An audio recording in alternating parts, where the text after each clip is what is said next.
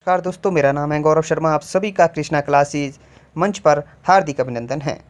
आज का खूबसूरत लेक्चर लेकर मैं आपके सामने हाजिर हूँ। उम्मीद करता हूँ आप अपना जीवन अच्छे से व्यतीत कर रहे होंगे, अपना सेहत और परिवार का ध्यान रख रहे होंगे।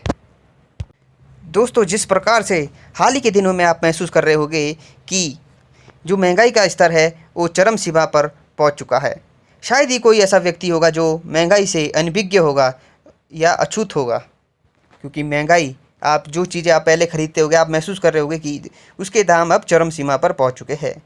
तो इसी लेक्चर के साथ हम शुरू करेंगे। आज की हाल ही में जो गवर्नमेंट है, मई के महीने का जो होलसेल प्राइस इंडेक्स है, थोक महंगाई सूचकांक, जो कि मंथली बेसिस में आता है, हर महीने निकलता रिलीज़ होता है, जो महंगाई के ऊपर डाटा बताता है कि किस प्रकार से महंगाई का जो इस महीने का डाटा क्या रहा है। तो मई के महीने का जो डाटा आया है उसमें कहा गया है कि जो थोक महंगाई सूचकांक है वो 15.08 रहा है, जो 9 साल में सबसे अधिक है। थोक महंगाई सूचकांक बीते 14 महीने में डबल डिजिट यानी 2.5 की रफ्तार पकड़े हुए है, जो कि एक काफ़ी ही विचार विमर्श विषय बन चुका है। ये दर बीते 9 साल में सबसे ऊंचे स्तर पर है, लेकिन इसके मायने क्या है, इसका असर आपकी जेब पर कैसे होगा, ये रिकॉर्ड स्तर पर थोक और खुदरा महंगाई समझने के लिए आपको सबसे पहले समझना होगा कि थोक महंगाई सूचकांक या होलसेल प्राइस इंडेक्स क्या होता है और इसे कैसे तय करते हैं। होलसेल प्राइस इंडेक्स को पढ़ने से पहले हमें पढ़ना होगा कि महंगाई क्या होती है। इन्फ्लेशन, जिसे हिंदी में कहते हैं मुद्रास्फीति। इन्फ्लेशन होता है दोस्तों जब किसी भी आप जो कमोडिटी होती है, जो सामान का जब प्राइस होता है तो बढ़ जाता है। In economic term general increase होता है प्राइस में गुड्स और सर्विसेज में। इसमें क्या आते हैं, इन्फ्लेशन में गुड्स और सर्विस दोनों आती है। जब उसका प्राइस बढ़ जाता है तो इन्फ्लेशन होता है। मान लीजिए कि आपने 10 रुपये की, जो आप 2010 में आपने 10 रुपये के 5 रुपये के समोसे खाते थे, लेकिन अब आपको जो समोसे है वो 10 रुपये के मिलेंगे। तो इन्फ्लेशन आप देख सकते हैं 100% बढ़ चुका है।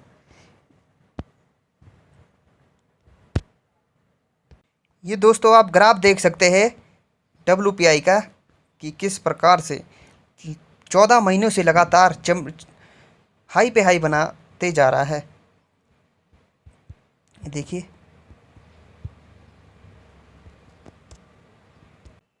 एक ग्राफ ये है। तो सबसे पहले हम देखेंगे होलसेल प्राइस इंडेक्स, इसके बाद हम देखेंगे कि कंज्यूमर प्राइस इंडेक्स और उसके प्रकार, फिर हम देखेंगे कि गवर्नमेंट किसका यूज़ करती है, फिर हम अंत में आपको क्वेश्चन कराएंगे। पूरा विश्लेषण हम अच्छे से करेंगे। Wholesale price index reflects the change in the price of good in the wholesale market. Wholesale जो प्राइस इंडेक्स है, वो जो प्राइस होता है गुड का, वो होलसेल मार्केट पे निकालता है। होलसेल मार्केट मतलब फैक्ट्री, अगर कोई चीज़ बन रही है तो आप फैक्ट्री से खरीदोगे एक साथ थोक में। जो दुकानदार होते हैं वो क्या करते हैं, जो सामान होते हैं वो फैक्ट्री से खरीदते हैं थोक में और आपको बेचते हैं रिटेल में। सस्ता खरीदेंगे, फिर बाद में आपको महंगा बेचेंगे। It takes into account only change in the price of good and does not take into account change in the price of services while determining it. जो होलसेल प्राइस इंडेक्स है, इसकी जो एक बहुत बड़ी जो कमी है वो है कि ये जो प्राइस निकालता है वो सिर्फ गुड्स का, गुड्स मतलब जो कमोडिटी होती है, जो सामान आप खरीदते हैं, और लेकिन जो सर्विस होता है उसे उसे नहीं लेता है।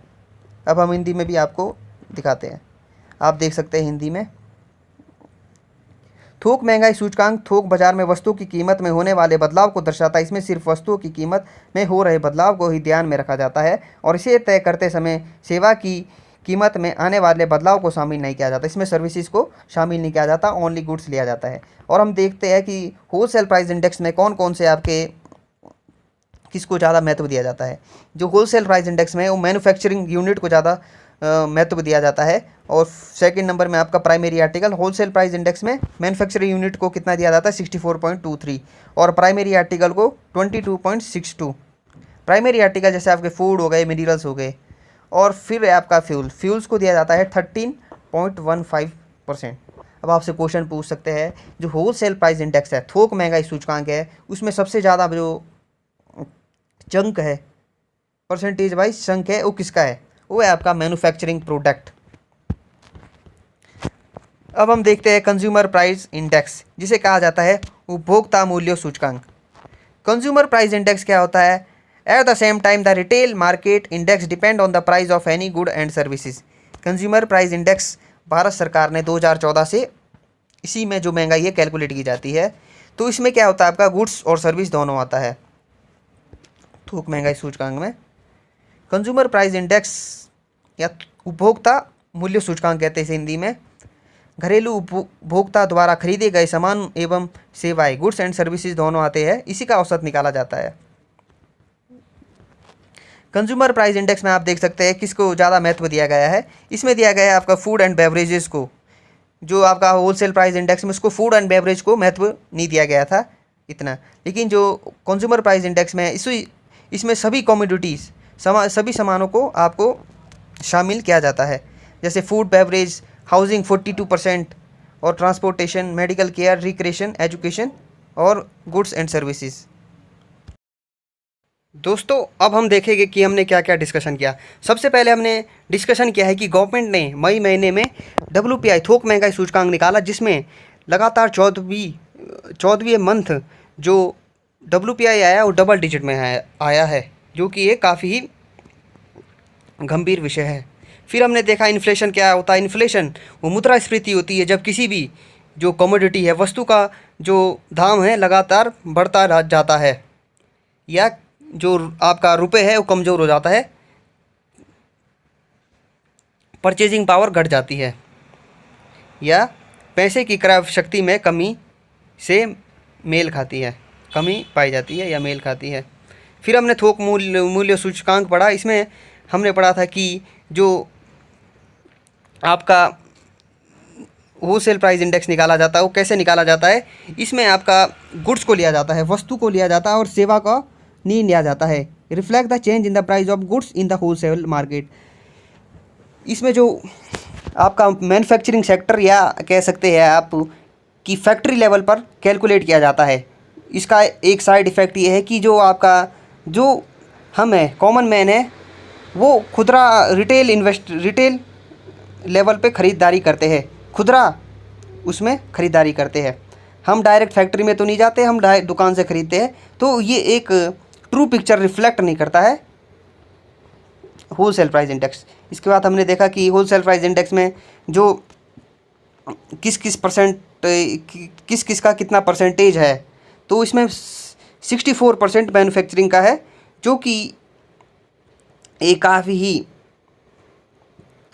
ट्रू पिक्चर रिफ्लेक्ट नहीं करता ये भी, क्योंकि मैन्युफैक्चरिंग का आपने सबसे ज़्यादा शेयर दे दिया है और जो रिटेल है और हाउस होल्ड लेवल पे आपने कैलकुलेट नहीं किया है। और फिर प्राइमरी आर्टिकल का आता है, फिर आपका फ्यूल का आता है। फिर हमने कंज्यूमर प्राइस इंडेक्स पढ़ा, जिसका सरकार अब हाल ही में यूज़ करती है। कंज्यूमर प्राइस इंडेक्स में हमने देखा कि इसमें आपका गुड्स और सर्विसेज, वस्तु और सेवा दोनों का लिया जाता है और रिटेल मार्केट में लिया जाता है। रिटेल मार्केट में मतलब खुदरा लेवल में जो हम हाउस होल्ड घरेलू स्तर पे जो सामान लेते हैं वो हम रिटेल में लेते हैं सामान। तो कंज्यूमर प्राइस इंडेक्स की ये काफ़ी खूबसूरती है कि ये जो महंगाई कैलकुलेट करता है वो खुदरा स्तर पर महंगाई को कैलकुलेट करता है, नापता है। फिर हमने देखा कि मैं इसमें CPI में क्या क्या आते हैं, आपका गुड्स एंड सर्विसेज आते हैं, इसका औसत लिया जाता है, average of goods and services. फिर इसके बाद हमने देखा कि इसमें शेयर किसका है, फूड एंड बेवरेज का शेयर एज़ कम्पेयर टू थोक महंगाई सूचकांक या WPI होलसेल प्राइस इंडेक्स इसमें ज़्यादा है। आप अगर देखेंगे कि WPI में जो फूड एंड बेवरेज था उसका जो शेयर था वो बिल्कुल कम था, लेकिन इसमें ज़्यादा है। और फिर हाउस होल्ड लेवल पे 42 सबसे ज़्यादा हाउस होल्ड लेवल पे, लेकिन WPI में सिर्फ जो कमी थी वो आपका मैन्युफैक्चरिंग यूनिट में फैक्ट्री लेवल पे कैलकुलेट की जाती थी, जो खुदरा स्तर पर और घरेलू स्तर पर महंगाई को कैलकुलेट नहीं किया जाता था, महंगाई को नापा नहीं जाता था खुदरा स्तर पर। फिर वो हम रिटेल में लेते हैं सामान। तो कंज्यूमर प्राइस इंडेक्स की ये काफ़ी खूबसूरती है कि ये जो महंगाई कैलकुलेट करता है वो खुदरा स्तर पर महंगाई को कैलकुलेट करता है, नापता है। फिर हमने देखा कि मैं इसमें CPI में क्या क्या आते हैं, आपका गुड्स एंड सर्विसेज आते हैं, इसका औसत लिया जाता है, average of goods and services.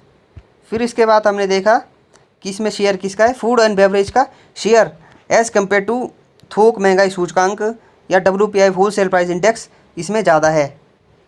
आप अगर देखेंगे कि WPI में जो फूड एंड बेवरेज था उसका जो शेयर था वो बिल्कुल कम था, लेकिन इसमें ज़्यादा है। और फिर हाउस होल्ड लेवल पे 42 सबसे ज़्यादा हाउस होल्ड लेवल पे। लेकिन WPI में सिर्फ ही जो कमी थी वो आपका मैन्युफैक्चरिंग यूनिट में फैक्ट्री लेवल पे कैलकुलेट की जाती थी, जो खुदरा स्तर पर और घरेलू स्तर पर महंगाई को कैलकुलेट नहीं किया जाता था, महंगाई को नापा नहीं जाता था खुदरा स्तर पर। फिर उसके बाद हम देखें कि कंज्यूमर प्राइस इंडेक्स कैसे निकाला जाता है। वर्ष होता है 2011-12 होता है और CPI का 2012 लिया जाता है। CPI की तुलना करने से पता लगता है कि WPI थोक मूल्य स्तर पर कीमत लेता है और CPI खुदरा स्तर पर कीमत लेता है। जो CPI होता है दोस्तों खुदरा स्तर पर लेता है और जो WPI होता है थोक लेवल पर लेता है। WPI कौन रिलीज़ करता है? ये रिलीज़ करता है आपका economic advisor, ministry of commerce and industry. CPI कौन रिलीज़ करता है? नेशनल स्टैटिस्टिकल ऑफिस और ministry of statistic and program implementation. 4 type के CPI होते हैं मेनली आपका देखेंगे तो CPI for agriculture, rural labour और रूरल अर्बन, या इसे कहते हैं कंबाइंड, मतलब दोनों का रूरल अर्बन का निकाल के। जब हम महंगाई निकालते हैं दोस्तों पहले तो हम एग्रीकल्चर लेवल पे निकालते हैं, लेबर पे, जो एग्रीकल्चर लेबरर है, फिर रूरल लेबरर पे निकालते हैं, फिर आपका रूरल अर्बन को कंबाइन करके, और फिर चौथे उसमें आपका इंडस्ट्रियल लेवल पे भी निकाली जाती है CPI। इंडस्ट्रियल लेवल सबसे पहले आपका इंडस्ट्रियल, ये देखिए ऊपर इंडस्ट्रियल। और जो फर्स्ट 3 है CPI फॉर इंडस्ट्रियल वर्कर और CPI फॉर एग्रीकल्चर वर्कर और CPI फॉर रूरल लेबरर, ये कौन सी मिनिस्ट्री निकालती है? ये निकालती है आपकी मिनिस्ट्री ऑफ लेबर। और जो लास्ट है मिनिस्ट्री आपकी CPI फॉर रूरल अर्बन, ये निकालती है आपकी ministry of statistic program and implementation और नेशनल स्टैटिस्टिकल ऑफिस। ये आपको याद रखना है, यहाँ पर हमने यही बताया है। Of these the first 3 are compiled by the labour bureau in the ministry of labour and employment. Fourth कौन कंपाइल करती है? National statistical office. कौन सी मिनिस्टर के अंडर में? Ministry of statistic and program implementation. अब हम देखेंगे कि WPI और CPI में क्या डिफरेंस है। दोस्तों जो WPI होता है वो सबसे पहले WPI कौन सी मिनिस्ट्री निकालती है? ये निकालती है आपकी office of economic advisor, ministry of commerce and industry.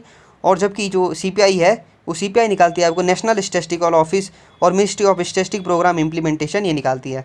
और WPI में हमने देखा कि वस्तु को लिया जाता है, लेकिन जो CPI है उसमें आपको वस्तु और सेवा दोनों को लिया जाता है, इस वजह से बेटर है।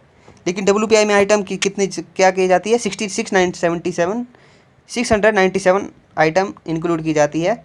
और CPI में रूरल बास्केट में 448, अर्बन में 460। और दोनों के बेस ईयर में डिफरेंस है, एक का 2011 और एक का 2012, 2011-12, एक का 2012, आधार वर्ष। अब हम एक क्वेश्चन करेंगे दोस्तों, काफ़ी महत्वपूर्ण है। The weightage of food in the consumer price index is higher than the wholesale price index. जो वेटेज है फूड का वो कंज्यूमर प्राइस इंडेक्स में हायर है होलसेल प्राइस इंडेक्स से। जी हाँ, हमने अभी डिस्कशन किया था कि जो CPI में अराउंड कितना था 14%, WPI में इतना नहीं है। इस वजह से जो कंज्यूमर प्राइस इंडेक्स है वो फूड को ज़्यादा प्राथमिकता देता है। WPI does not capture change in the price of service which CPI डस। हाँ जी, बिल्कुल सही। WPI में आपका सर्विस नहीं आती है, लेकिन CPI में सर्विस आती है। Reserve Bank of India has now adopted WPI as its key measure of inflation and it decide change in the key policy rate. दोस्तों ये स्टेटमेंट गलत है, क्योंकि 2014 से WPI जो रिजर्व बैंक ऑफ इंडिया है उन्होंने CPI से महंगाई कैलकुलेट कर दिया। तो इसका आंसर होगा 1 और 2 स्टेटमेंट। ये देखिए आपके ऑप्शन, तो इसका आंसर 1 और 2 होगा। तो देखिए ये explanation. Reserve Bank of India governor Raghuram Rajan in 2014 announce that central bank had adopted the new consumer price index combined. CPI कौन सा कंबाइंड लेवल में, रूरल और अर्बन में, उसकी थ्रू इन्फ्लेशन को मेज़र करती है, महंगाई को या मुद्रास्फीति को मापती है। फिर नेक्स्ट क्वेश्चन की ओर चलते हैं। होलसेल प्राइस इंडेक्स, थोक महंगाई सूचकांक भारत में in India is available on monthly basis. हाँ जी दोस्तों, ये मंथली बेसिस में होती है, हर महीने इसकी रिपोर्ट रिलीज होती है ऑफिस ऑफ इकोनॉमिक एडवाइज़र और ministry of commerce and industry के द्वारा, वाणिज्य मंत्रालयों के द्वारा। As compare to consumer price index for industrial worker the WPI give less weightage to food article. हाँ जी, जो CPI इंडस्ट्रियल वर्कर है वो ज़्यादा प्राथमिकता देती है आपको फूड आर्टिकल को, ये हमने पढ़ा था। और जो WPI होती है वो आपको कम प्राथमिकता देती है फूड आर्टिकल को। इस वजह से इसका दोनों स्टेटमेंट सही हो गए, both 1 and 2। WPI track inflation at the producer level, producer जो बना रहे हैं फैक्ट्री लेवल पे। And CPI capture change in the price at the consumer level, consumer मतलब जो हम कंज्यूम कर रहे हैं, जो ग्राहक होते हैं, जो खुदरा रिटेल लेवल पे ख़रीदते हैं, खुदरा स्तर पर या घरेलू स्तर पर। तो WPI does not capture change in the price of service which CPI does. WPI में आपका सर्विस नहीं आता, जबकि CPI में सर्विस आता है। Okay, in WPI more weightage is given to manufacturing. WPI में जो ज़्यादातर जो वेटेज होता है वो आपका गुड्स को दिया जाता है, जबकि CPI में मोर वेटेज किसको दिया जाता है, फूड आइटम को। तो दोस्तों उम्मीद करता हूँ कि आपको ये लेक्चर काफ़ी ही पसंद आया होगा। धन्यवाद।